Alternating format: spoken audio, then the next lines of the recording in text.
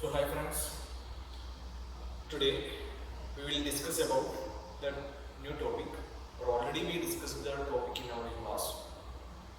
The topic is consistent deformation method. So what is the purpose of the this method? What is the use of, or what is the application of this method? To determine the various forces in the members. Our intention is to determine the various forces in the members. So using this method, we have to analyze the forces in beams, then frames, then truss. Okay, so here we will discuss about the analysis of a truss, how to analyze the various forces in the members when the structure is an indeterminate. So already we know that what do you mean by indeterminacy, isn't it? If we can solve any structure using the three equilibrium equations, then such systems are called, or such structures are called determinate structure.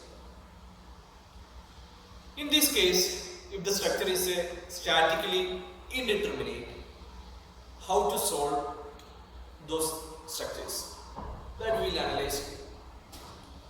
So our first step is to determine whether the structure is statically determinate or not.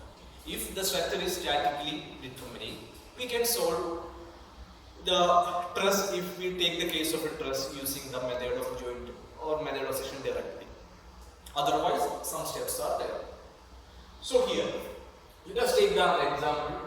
Here the structure truss is given as ABC. And some reactions are also here. It's a hinged support and a roll of support here. First, you have to determine whether the structure is statically determinate or indeterminate. So, what we will use?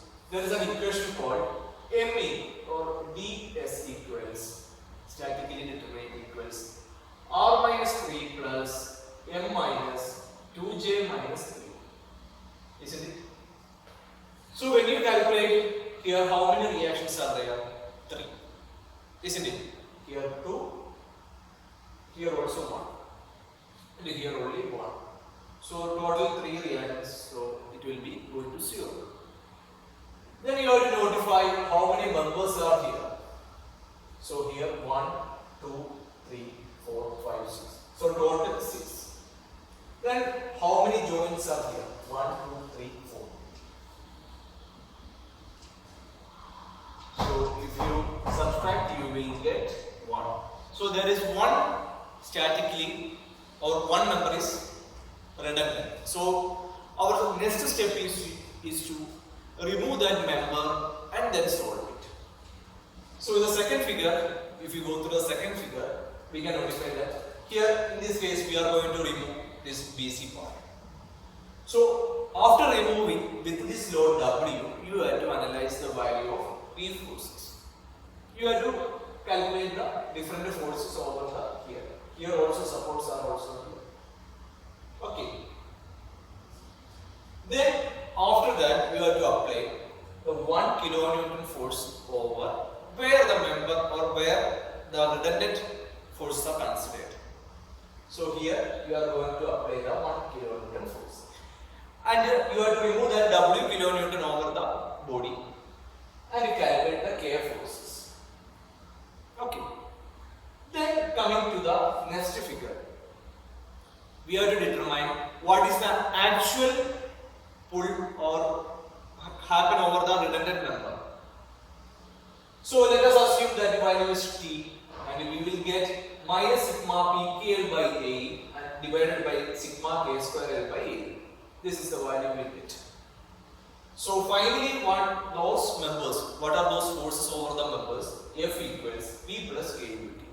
So this is the formulation to analyze if you given a truss and it is a statically indeterminate one. Okay. So when you are watching this video, if you have any doubt, or you have to pause the video, okay, and write down those points, and only then after you should go. Okay. Then we will move on to the next topic. Next topic means we will analyze some problems